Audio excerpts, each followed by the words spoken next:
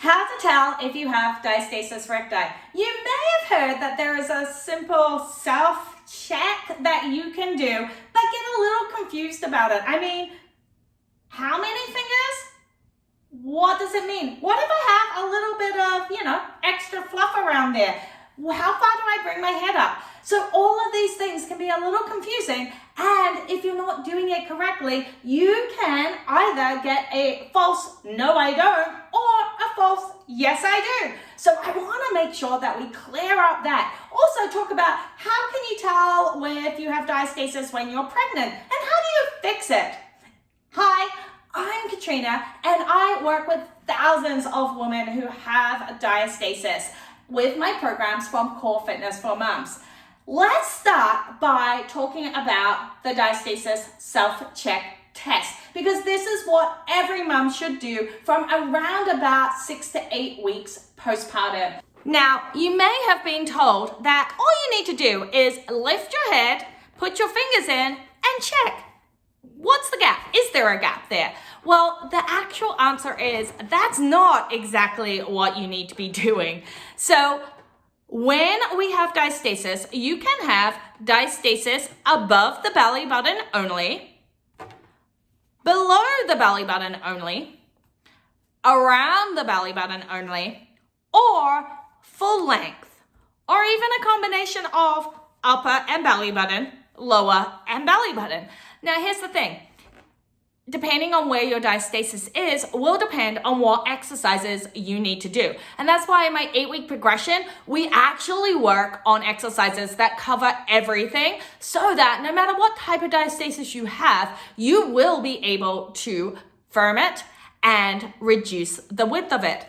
Now, you might have heard, I just check, right? I just get the width. No, that's not the case. In fact, you should get 12 numbers after checking. So what we want to do is we want to check just below the sternum, and we want to check the width of it and the depth of it. Now we're going to do this when we only lift our head up about 1 inch off the floor. Now, 1 inch is not much.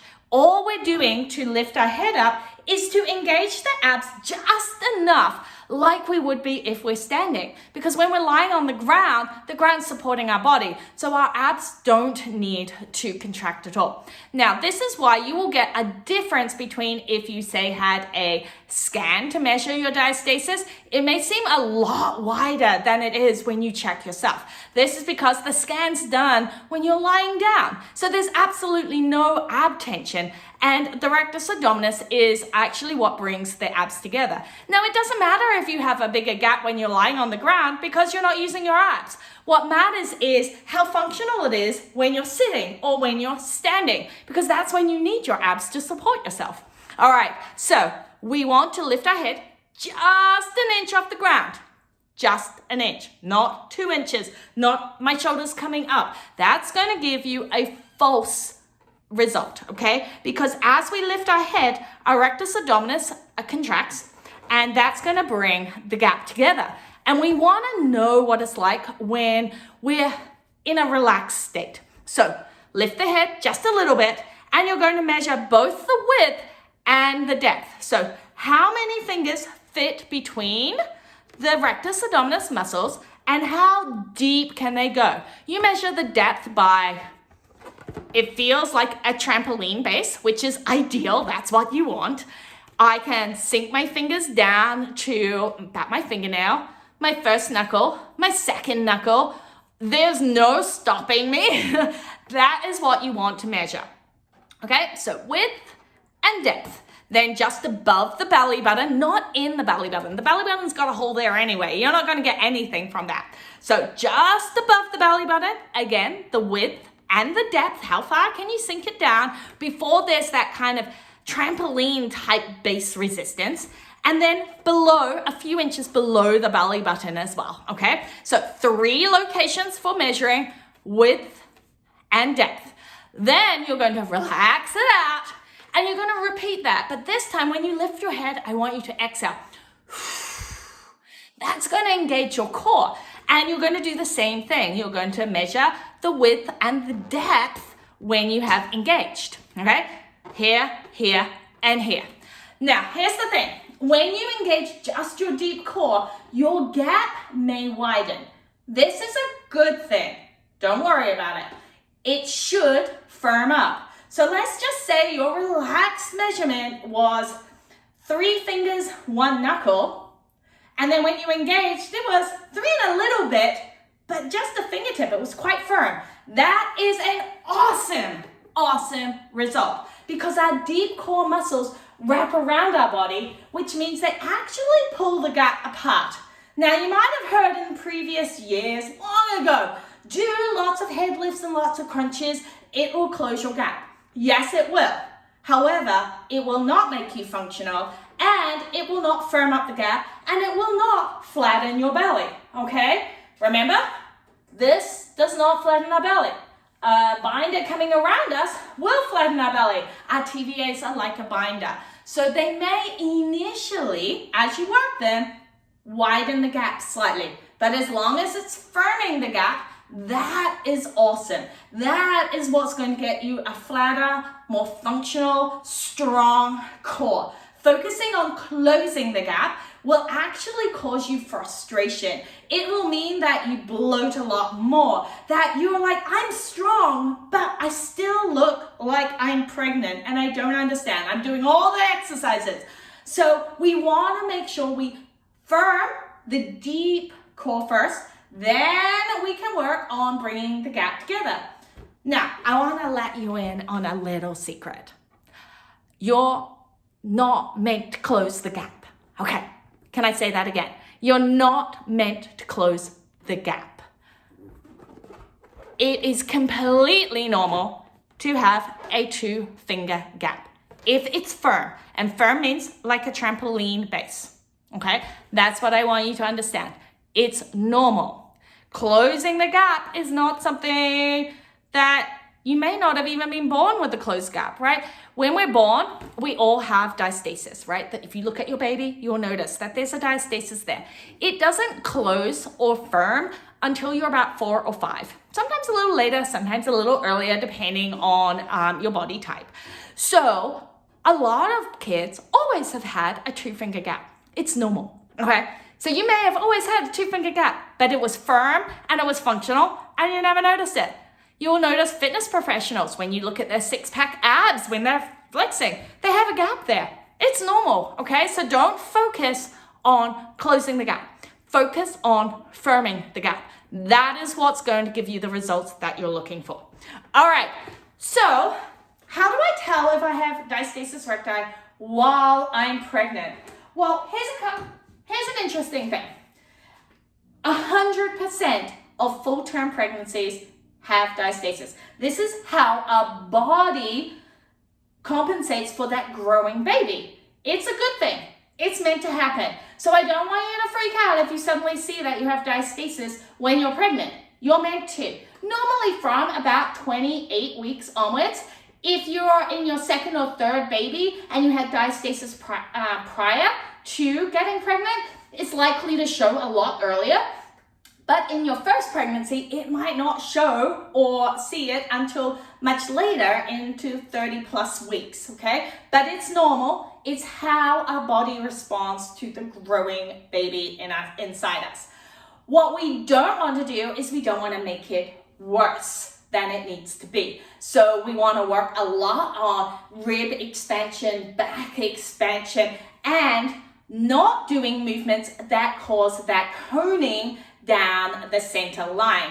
Okay, so that might be sitting up from bed. Make sure you roll over.